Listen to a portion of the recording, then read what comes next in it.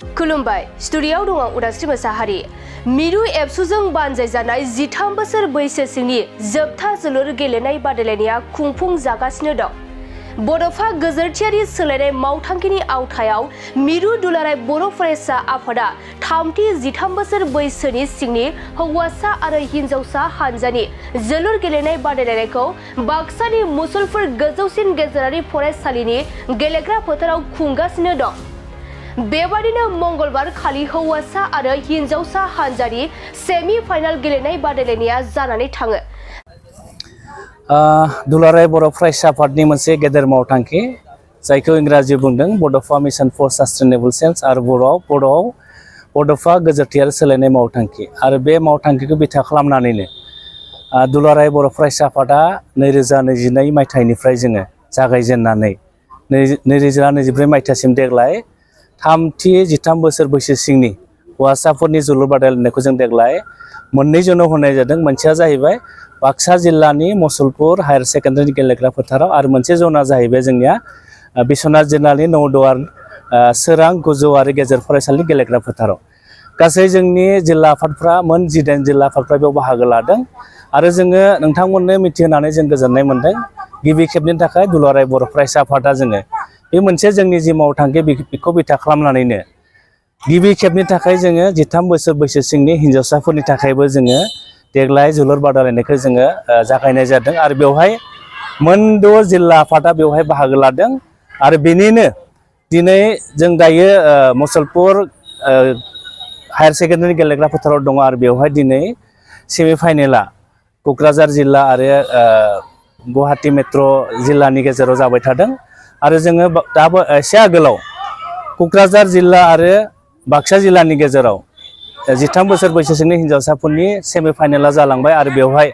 क'क्राझार जिल्लाया देरहानानै बिथांमोना फैगौ 19 अक्ट'बराव बे एखे मुसलपुर गोजौ फरायसालिनि गेलेग्रा फोथारावनो जोंनि जोबथा बादायलायनाय जागोन। बेवहाय बिथांमोना जोबथा बादायलायनायाव गेलेनो थाखाय खाबु मोनदों आरो जों सानो बेबायदि बादायलायनायनि गेजेरजों जोंनि गामि गफायाव जिखिनि जोंनि उन्दै खुदियाफोर दङ जायफोरा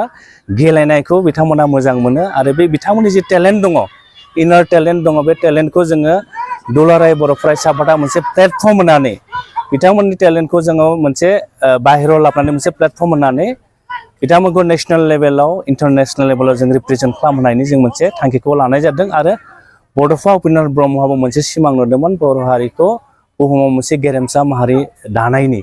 आरो बिथांनि आद्रा सिमांखौ जों मोगथां महर होनो थाखायनो दुलाराय बर' फरायसा आफादा बिथांनि मुङाव मोनसे मिशन लानानै जोङो 2022 मायथाइनिफ्राय जोङो होबोबाय थानाय जादों। आसा थियो जोङो फैबाय थानाय समफोराव जोंनि उन्दै जायफोर गेलेग्रा उन्दै सेंग्राफोर दङ सिख्लाफोर दं बिथांमोना दुलाराय बर' फरायसा आफादा जि मोनसे मावथांखि लादों बे मावथांखिनि गेजेरजोंनो बिथांमोना गेलेनायनि गेजेरजोंनो गावनि आथिङाव गसंनायनि गेजेरजों बर' हारिखौबो नेशनेल इन्टारनेशनेल लेभेलाव सिनायथि होगोन जिखौ दुलाराय बर' फरायसा आफादा मिजिंथियो आरो जों सानो गेलेनायनि गेजेरजोंनो आथिखालाव जि माने गाज्रि आबहावा जायफोर उन्दै बैसोआव हाबा जानाय ड्राग्स लानाय जुवा गेलेनाय बेफोरबायदि गाज्रि थासारिखौ जोङो फोजोबनो हागोन होननानै दुलाराय बर' फरायसा आफादा सानो आरो जों सानो बे गेलेनायनि गेजेरजोंनो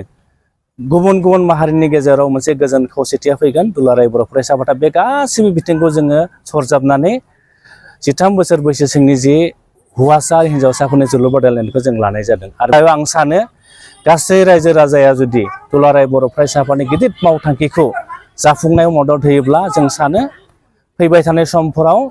जि थांखि आरो नोजोरखौ लानाय दुलाराय बर' फरायसा आफादा बे हाबाफारिखौ लादों जोङो जाफुंसारगोन होननानै जोंहा मोनसे फोथायनाय दङ। बादायलायनाया जोंहा 19 अक्ट'बराव जानो गोनांमोन नाथाय माखासे एंगारहायै जाहोननि थाखाय जों बेखौ 19 अक्ट'बराव बाक्सा जिल्लानि मुसलपुर गोजौआरि गेजेरारि फरायसालि अर्थात जों दायो जेराव दङ बेवहाय जों बादायहैनाय जागोन आरो जोंहा हिनजावसा आरो हौवासा मोननैबो दोलोनि जि जोबथा बादायलायनायखौ बे एखे फिल्डआवनो जोङो बादायहैगोन। ओंखायनो आङो नोंथांमोननि चेनेलनि गेजेरजों गासै रायजो राजा नोंथांमोनखौ लैहोर फैनानै जोंनि जे खुदियाफोरनि जि सिमां बिथांमोनखौ जों इयुनाव जि राफोद जोङो सुबुं सम्पद बानायनो नागिरदों बेवहाय नोंथांमोनखौ लैहोर फैनानै हेफाजाब होनो थाखाय गुरैयै खावलायहरबाय।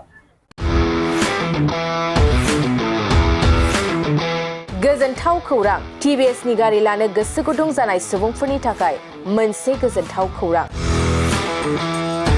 चिरां जिल्ला बिजनीनि बागुरुम्बा TVS गारि श'रुमा नोंथांमोननि थाखाय दुर्गा फुजानि धामाका अफार लानानै फैदों। बाइक आरो स्कुटि गारि सालायनो मोजां मोनग्रा रायजो राजाफोरनि थाखाय बागुरुम्बा TVS गारि श'रुमा धामाका अफार होना नोंथांमोननि गेजेराव मोनसे मोजां खाबु होगासिनो दं। बिजनी स्टेट बेंकनि साखाथिनि CRPF केम्पनि उल्था सोनाब फारसे थानाय बागुरुम्बा TVS श'रुमाव डाउन पेमेन्ट होनानै नोंथाङा TVS नि गारि लानो हागोन। नोंथांमोना बागुरुम्बा TVS श'रुमाव फैनानै नोंथांनि लुबैनाय बायदि TVS नि गारिखौ लांफैनो हागोन। TVS नि गारि सालायनो मोजां मोनग्रा रायजो राजाफोरनि थाखाय बागुरुम्बा TVS श'रुमा बेनि अनगायैबो गोबां मोजां अफार लाबोदों। बेफोर अफारफ्रानो जाबाय जेरै गंनै हेलमेट फ्रि, फुल टिंकि पेट्रल फ्रि एसवेल गिफ्ट आरो TVS कम्पानिनि गासैबो मडेलनि एक्सचेन्जनि खाबुआ एभेलेबल जागोन। आरोबाव गुबुन मोनसे मोजां खाबुआ जादों फाइनान्स लागिरिफ्रा डाउन पेमेन्ट होनानै खम बेसेनाव TVS कम्पानिनि गारिखौ लानो हागोन।